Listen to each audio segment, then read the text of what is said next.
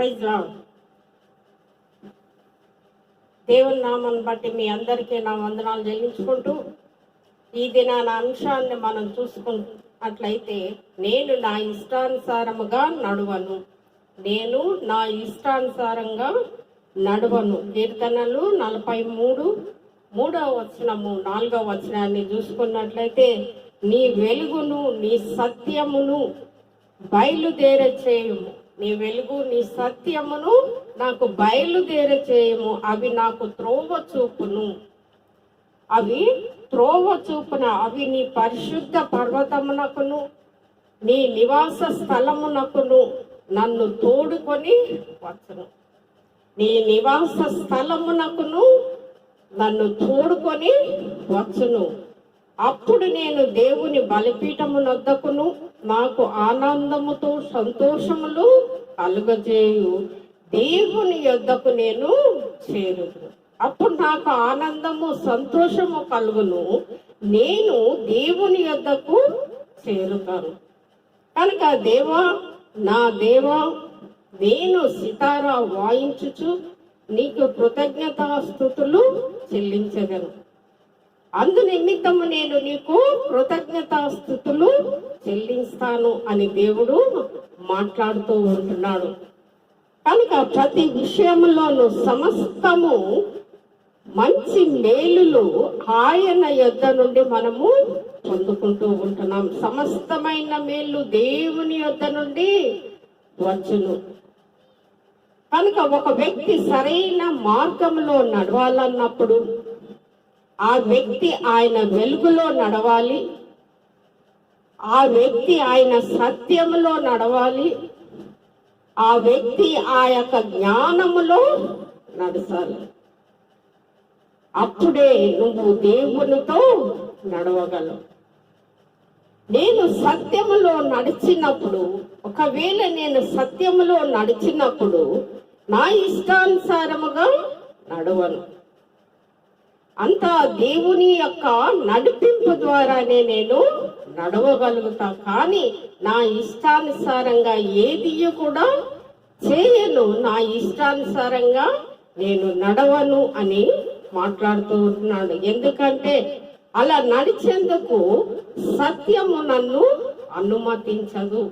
నేను దేవుని యొక్క ఎంతో నమ్మకముతోటి, విశ్వాసముతోటి ఆయనను నమ్ముకొని జీవిస్తూ ఉన్నప్పుడు, ఆయనలో నమ్మకముగా ఉన్నప్పుడు నేను ఎల్లప్పుడూ కూడా మరి సత్యమును అనుమతించను.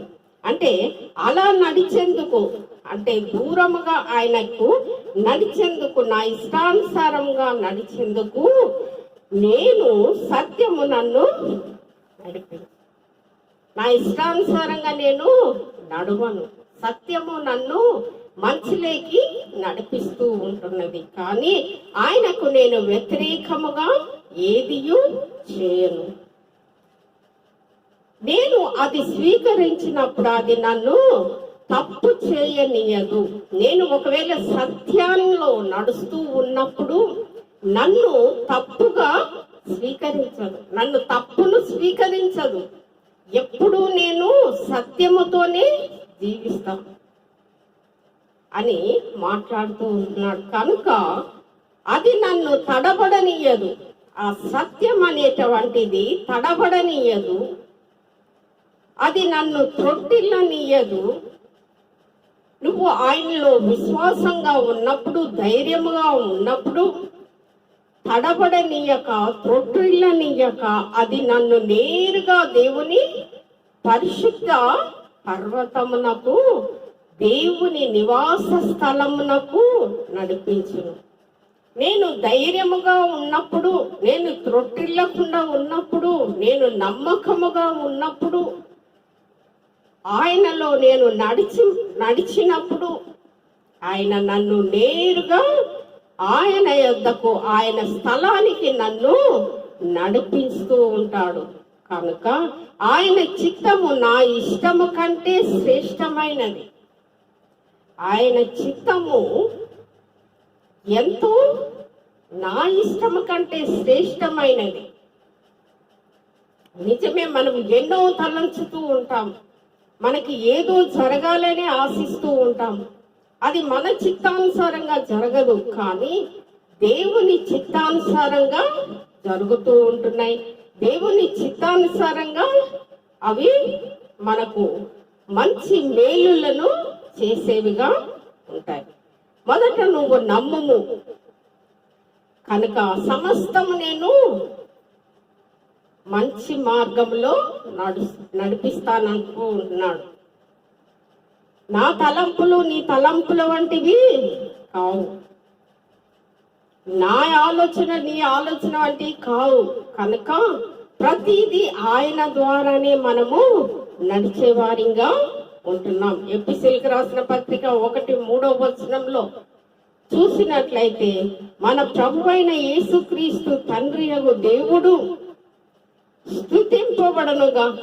ఆయన క్రీస్తునందు పరలోక విషయంలో ఆత్మ సంబంధమైన ప్రతి ఆశీర్వాదాన్ని మనకు అనుగ్రహిస్తూనే ఉంటున్నాడు. పరలోకంలో ఉన్న ప్రతి ఆశీర్వాదము మనము పొందుకుంటూనే ఉంటున్నాం. ఒక్క కుటుంబము కాదు, అనేక కుటుంబంలో మేలులు జరుగుతూ ఉంటాయి. అనేక కుటుంబములను ఆశీర్వదిస్తూ ఉంటున్నాడు.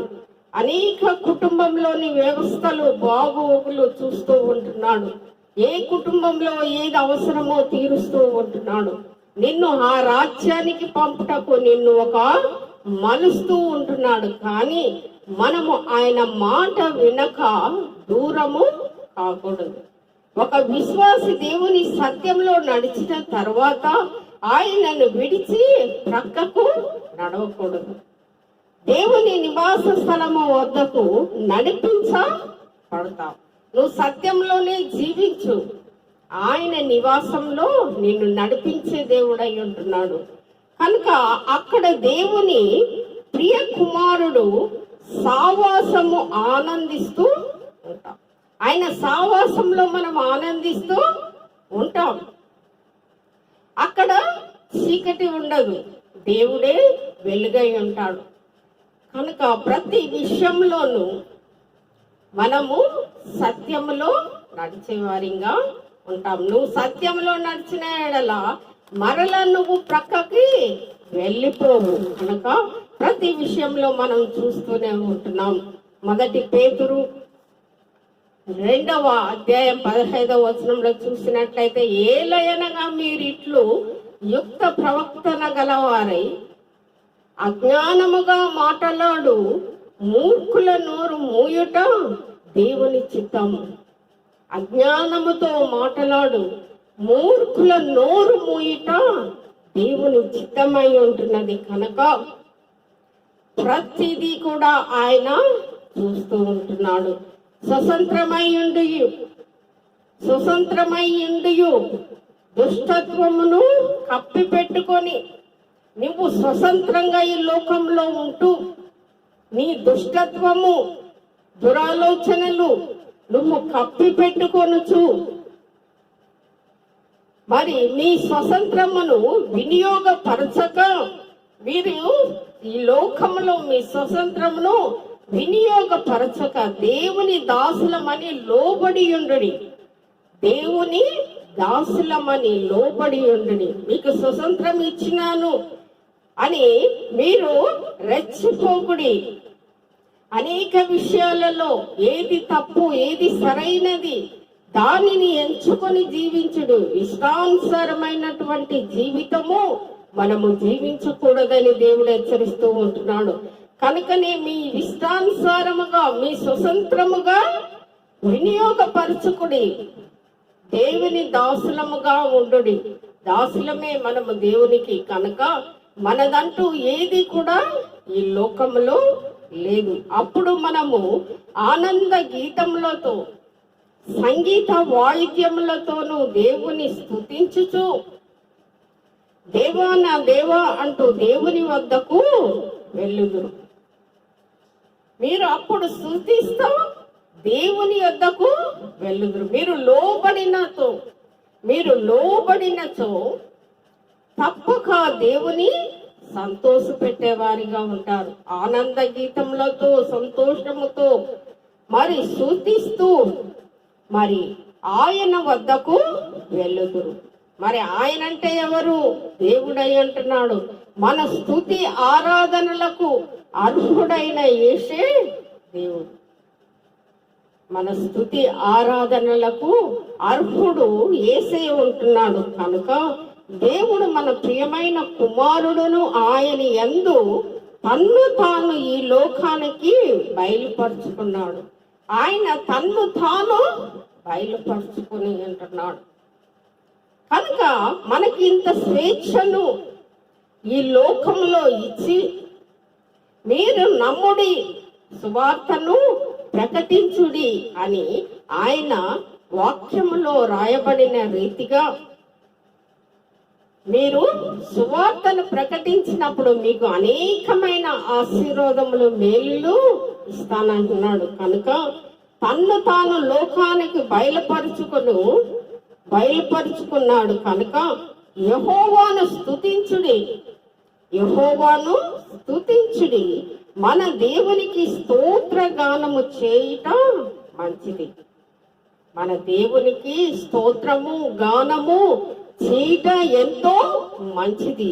అది ఎంతో మనోహరమై ఉంటున్నది. కనుక దేవుడు పదే వాక్యముల ద్వారా మనతో మాట్లాడుతూ ఉంటున్నాడు. కానీ అనేక ప్రజలు తప్పిపోతూ ఉంటున్నారు, దేవునికి దగ్గరైతూ ఉంటారు, మరలా దూరం అయిపోతూ ఉంటారు. అందుకోసమని ప్రభువు వాక్యముల ద్వారా హెచ్చరిస్తూనే ఉంటున్నాడు. స్తోత్రము చేయటం మంచిది.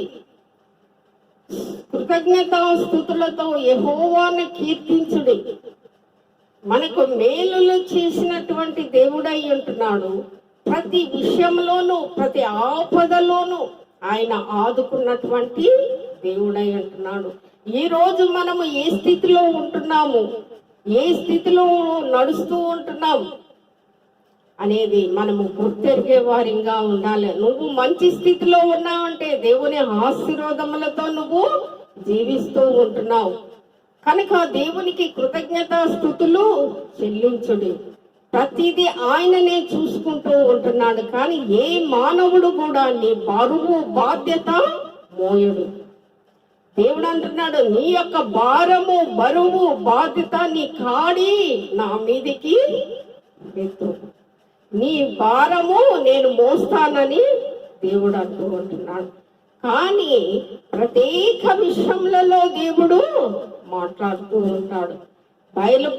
భయపడుడి, మీరు భయపడకుడి, నేను ఉన్నాను అని ధైర్యం ఇచ్చేది దేవుడు ఒక్కడే.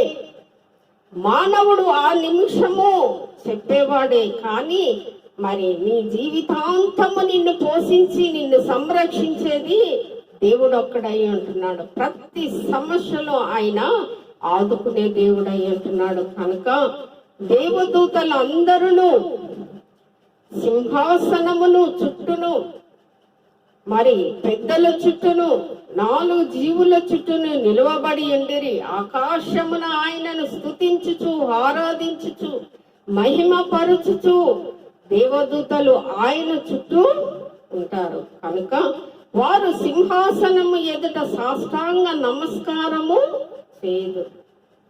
దేవుణ్ణి ఆ యొక్క సమయములో, తెల్లవారు సమయములో దేవదూతలు ఆయనను స్తుతిస్తూ ఆరాధిస్తూ ఉంటారు. కనుకనే దేవుడు అంటున్నాడు కదా, యుగ యుగముల వరకు మీ దేవునికి స్తోత్రము చెల్లించుడి. యుగ యుగములకు మీ దేవునికి స్తోత్రము చెల్లించుడి. ఆయన మరలా నూతనముగా వస్తాను అంటున్నాడు. 2వ రాకడలో ఆయన నేను వస్తాను, సముద్రమును మరి భూమియు గతించిపోవును, మరలా నూతనముగా నేను అన్ని చేస్తానని అంటూ ఉంటున్నాడు. కనుకనే పాతవి గతించును, మరలా క్రొత్తవి అవును. ప్రతి విషయంలోనూ దేవుడు నిన్ను అరచేతిలో చెక్కి ఉన్నాడు. కనుక సమస్తము నీ బాధ్యత ఆయన మోయిచూ ఉంటున్నాడు. ఏ యొక్క విషయంలో కూడా ఆయన నిన్ను అధైర్యపరచని పరచడు. కనుక నిత్యము ఆయనను స్తుతించుడి, ఆరాధించుడి అని దేవుడు మాట్లాడుతూ ఉంటున్నాడు. కనుక నీ దేవునికి స్తోత్రమును, మహిమయు, జ్ఞానమును, కృతజ్ఞత, స్తుతియు, ఘనతయు, మరి శక్తియు, బలమును కలుగునుగా కని చెప్పుచు దేవునికి నమస్కారము చేస్తూ ఉన్నాం. ఆయన ద్వారానే మనకు శక్తి, బలము, ఆయనకే మనము కృతజ్ఞత స్తుతులు చెల్లించే వారిగా ఉండాలి. కనుక ఈ రాకడ సమయంలో మనము ఏ రీతిగా ఉంటున్నాం, మనము ఈ లోకం వైపు చూస్తూ ఉంటున్నాం, ఏం జరుగుతున్నది, మరి ఎలా ఉంటున్నది, మొదట్లో ఎలా ఉన్నది, ఎలాంటి సమస్యలు ఎదుర్కొన్నారు, మరి ఇప్పుడు ఏ రీతిగా ఉంటున్నది, మరి దేవుడు ఎంత గొప్పవాడు, మరి ఎంతగా ఎగిరినారు, ఎంతగా దూషించినారో, ఎంతగా మనల్ని బాధకు గురి చేసినారు, ఎంతమందిని చంపి ఉంటున్నారు. కానీ ఒక్క మాట కూడా మాట్లాడినటువంటి ఈ యొక్క రాజ్య పరిపాలనలో ఇప్పుడు మరి ఏ రీతిగా ఉంటున్నదో మీరు ఒక్కసారి ఆలోచించుడి. కనుక దేవుడు నేను ఉన్నానని ప్రతిసారి మనల్ని ధైర్యపరుస్తున్నాడు. కనుక మనకు హాని తలపెట్టు ప్రతి ఒక్కడిని దేవుడికి అప్పచెప్పేవారిగా ఉండాలి. ఆ పని ఆయనదే. కనుక ఆయన అట్టి వారిని మరి దేవుడు చూసుకునే దేవుడై ఉంటున్నాడు. అట్టి వారిని ఆయన గద్దించే దేవుడై ఉంటున్నాడు. ఏ సమయమున ఏది ఆయన చెయ్యగలడో అది చేసి చూపించే దేవుడై అంటున్నాడు. కనుక మనము ఎన్ని నెలలు ఓపికతో మనము సహనముతో ఓర్చుకొని ఉంటున్నాము. కానీ జరగబోయే దినాలలో దేవుడు మనతో ఉంటూ మరి గొప్పగా ఆయన ఆశీర్వాదములను పొందుకునే దేవుడు. ఆయన యొక్క మహిమ, ఆయన యొక్క వాక్యము ఇతరులు దేశమంతటను మరి ప్రకటించుతూ ఉండేది. కానీ అలాంటి సమయములో మరి ఎన్నో మరి సాతాను ఎన్నో రీతిలుగా మనల్ని ఇబ్బంది పెట్టినట్లుగా కూడా మనం చూస్తూ ఉంటున్నాం. కనుకనే మీరు సత్యములోకి నడుచుడి. మీరు సత్యములో నడిచినట్లయితే మరలా మీరు సత్యాన్ని విడిచి ప్రక్కకి వెళ్ళలేరు. కనుక దేవుడు అంటున్నాడు, నీ సత్యము ద్వారా నేను ఏది కూడా తిరిగి చేయను. నేను సత్యములోనే జీవిస్తాను, మరి విశ్వాసములోనే జీవిస్తాను, మరి దేవునితోనే సహవాసము చేస్తానని మరి మాట్లాడుతూ ఉంటున్నారు. అనేక వ్యక్తులు అనేక రీతులుగా ఈ లోకంలో దేవుణ్ణి నమ్మనటువంటి బిడ్డలు, దేవుణ్ణి దూరమైన బిడ్డలు ఎలా బాధలలో చిక్కుకొని ఉన్నారో, ఏ రీతిగా జీవిస్తూ ఉంటున్నారో మనం చూస్తూనే ఉంటున్నాం. ఒక కుటుంబంలో ఒకరికొకరికి పడనటువంటి సమస్యలు ఎన్నో దాగి ఉంటున్నాయి. ఒక కుటుంబంలో శాంతి సమాధానాలు కరువైతూ ఉంటున్నాయి. ఒక కుటుంబంలోనే ఎన్నో రీతిలుగా ఇబ్బందులు ఎదుర్కొంటూ ఉంటున్నాం. కానీ ప్రతిదీ ఆయన చూసుకుంటూనే ఉంటున్నారు. ప్రతిదీ ఆయన గద్దించే దేవుడు, ప్రతి ఒక్కరికి బుద్ధి చెప్పే దేవుడు అయి ఉంటున్నాడు. కనుక ప్రతి విషయంలో బాధపడకుడి ఆయన హెచ్చరిస్తూ ఉంటున్నాడు, ధైర్యాన్ని ఇస్తూ ఉంటున్నాడు, కాపాడుతూ ఉంటున్నాడు.